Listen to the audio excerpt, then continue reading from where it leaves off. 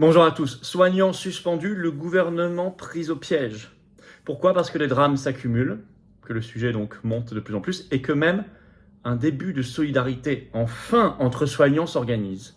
Avec des exemples concrets très récents, je vais vous expliquer tout ça, ce qui dément complètement le discours, les pseudo-arguments de Braun, le ministre de la Santé du gouvernement. Courage, on se bat. On se bat, on ne lâchera pas l'affaire. Il y a les soignants, il y a aussi les pompiers, les militaires, les gendarmes, les personnels administratifs, les médecins et tant d'autres.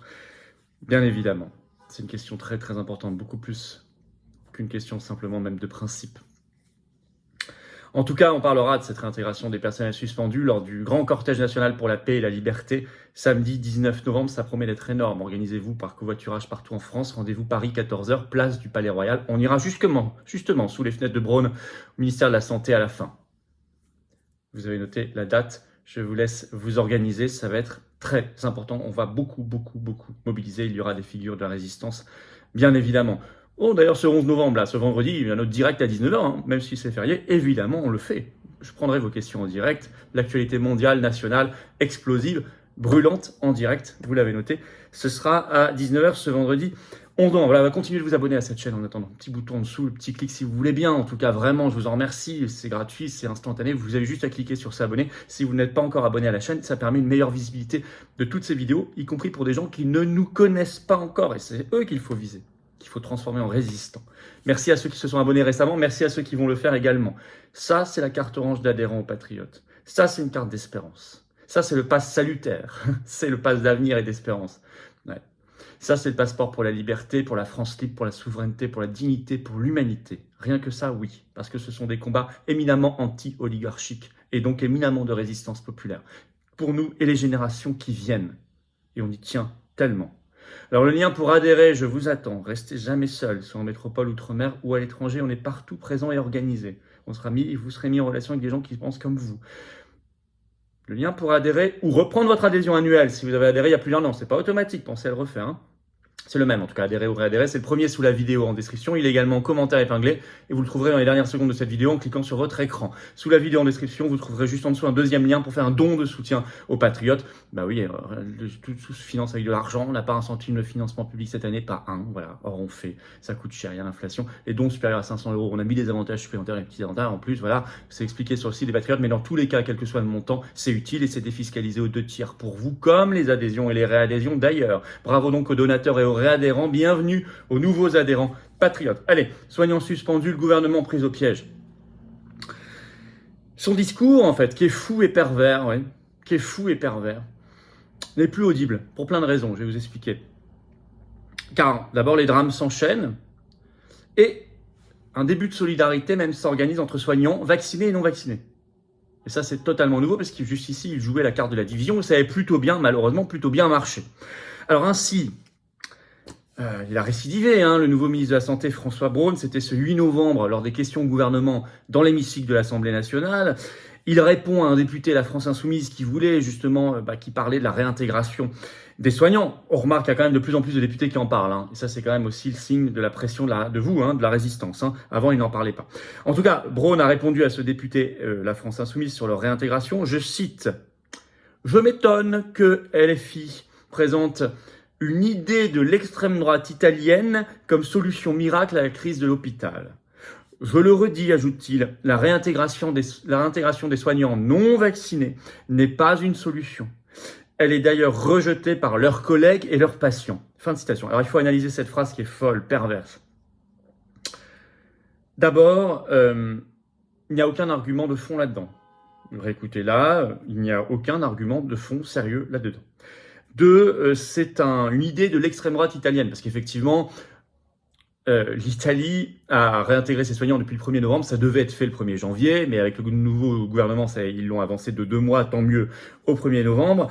Enfin, plein de pays l'ont fait aussi, ce ne sont pas des pays où il y a une extrême droite italienne. Donc tout ça est un argument ridicule. Enfin, c'est vraiment prendre les gens pour les abrutis que de sortir ce genre d'argument. Ensuite, dire c'est la solution miracle à la crise de l'hôpital. Personne n'a dit cela. Il y a plein d'autres problèmes à l'hôpital et dans la santé en général en France. Et s'il veut qu'on en parle sérieusement, on en parle sérieusement. Enfin, c'est un sujet quand même très important. On ne peut pas le balayer comme ça. 3. Cette solution est rejetée par leurs collègues et leurs patients. Alors ça, on va voir que c'est totalement faux. De plus en plus faux. Et c'est un argument très pervers parce que c'est un argument de division. Il faut jeter les patients contre les non-vaccinés, les soignants vaccinés contre les soignants non vaccinés. C'est un argument qui incite à la haine et à la division. C'est ce qu'on appelle de la perversité. C'est la plus mauvaise manière de gouverner, la plus vicieuse. Alors, donc j'enchaîne. Folie totale, en tout cas, de cette phrase de Braun.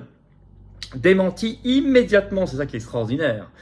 Article Grande Enquête d'Europe 1, sorti, c'est en ligne, ce 3 novembre. Le titre, Marseille, : les soignants de la Timone, l'hôpital, plaident pour le retour de leurs collègues non vaccinés. Je vais vous lire un extrait, c'est intéressant.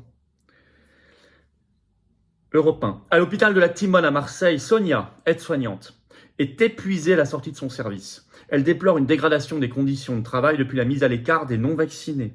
Donc il y a bien un lien, pour elle, évident, elle le vit. Là, il la cite. Souvent, on est obligé de compenser leur manque. Le service d'à côté n'a personne. Et donc, on se retrouve à être 4 pour 45 patients. C'est fatigant. Je réfléchis à partir parce que je suis exténuée, dit-elle. On m'en demande beaucoup et j'ai beaucoup de pression, explique-t-elle au micro d'Europe 1. Elle, en tout cas, elle a vu concrètement dans sa vie et son travail la dégradation pile au moment où on a suspendu les non-vaccinés. Donc, c'est massif. Bon. En tout cas, là, c'est un signe de solidarité. Contrairement à ce que dit Braun. Quant aux patients qui, soi-disant, rejetteraient les soignants non vaccinés, pour le moment, les patients en souffrent, voire ils en meurent. On va y revenir, malheureusement.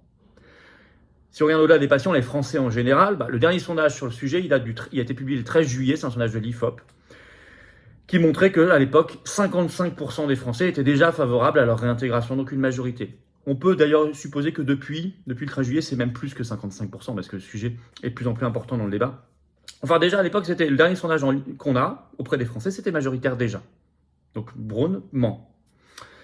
Quant aux patients spécifiquement, eux, ils sont plutôt victimes de drames, faute de personnel. Donc, je pense qu'ils sont plutôt très, très favorables au retour des soignants non vaccinés. Ainsi, vous avez peut-être entendu cette information terrible sortie par, à la base, France 3 Bourgogne-Franche-Comté et Le Bien Public, d'ailleurs, journal local, le 4 novembre. Et l'histoire à Dijon, malheureuse, d'une patiente de 77 ans qui est décédée au CHU de Dijon. Je cite ce qu'écrit France 3. « Elle n'aurait pas été nourrie durant plusieurs jours, selon la famille, qui a déposé plainte à la gendarmerie. Une enquête est ouverte. » Ça s'est passé le 31 août dernier. C'est absolument terrible. Je vous fais un récit, je vous lis un petit extrait de France 3 Bourgogne-Franche-Comté pour que vous mesuriez bien la chose. Voilà. La septuagénaire serait arrivée au CHU pour se faire opérer d'une fracture du péroné. Jugée non prioritaire, elle aurait été placée dans une chambre. Un panneau était posé devant sa porte pour signaler qu'elle devait être à jeun. Son opération a été repoussée à plusieurs reprises, quand il n'y a pas de personnel, et elle n'aurait pas été nourrie entre-temps, d'après nos confrères du Bien Public. Ça, c'est France 3.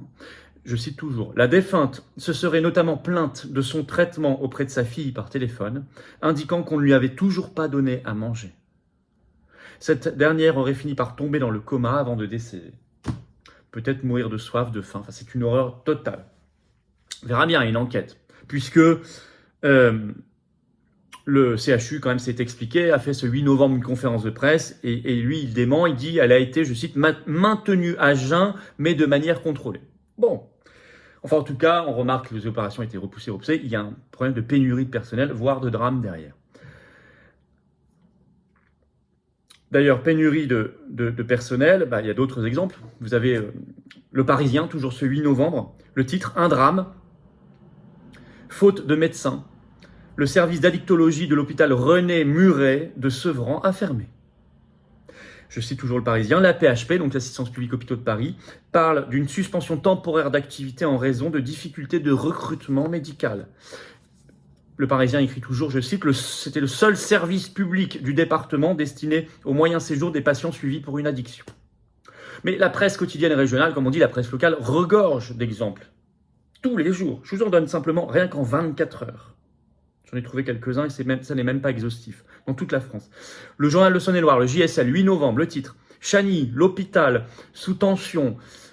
Nous manquons d'infirmiers et d'aides-soignants. » Le Télégramme, 8 novembre, le titre « Hôpital de Guingamp, la maternité et le pôle chirurgie en danger. » La Voix du Nord, 9 novembre, le titre « Urgence saturée à l'hôpital de Béthune. retour sur des mois de tension, etc., etc.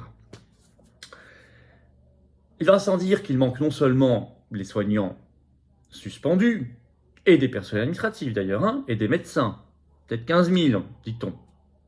Mais il n'y a pas que cela comme effet. Il y a aussi le fait que maintenant, puisqu'il y a l'obligation vaccinale, en tout cas 3 doses, eh bien, il y a des jeunes qui se destinaient à ce métier qui finalement n'y vont plus à cause de cela. Et donc d'énormes difficultés de recrutement renforcées. Et ça, on n'en parle jamais, mais c'est pourtant un élément très important dans l'équation. Il y a aussi toutes les carrières, toutes les vocations dissuadées à cause de cette obligation vaccinale Covid. En conclusion, le discours du gouvernement n'est plus tenable. 1, parce qu'il est démenti par les faits, il y a une solidarité croissante avec les soignants et les patients et les Français. 2, ça n'est plus tenable parce qu'on va bientôt être le seul pays au monde, il ne reste plus que la Grèce comme nous, et ce sera fini probablement en Grèce le 1er janvier prochain. On sera le seul. 3, ça n'est plus tenable vu la situation de pénurie et de drame dans les hôpitaux français.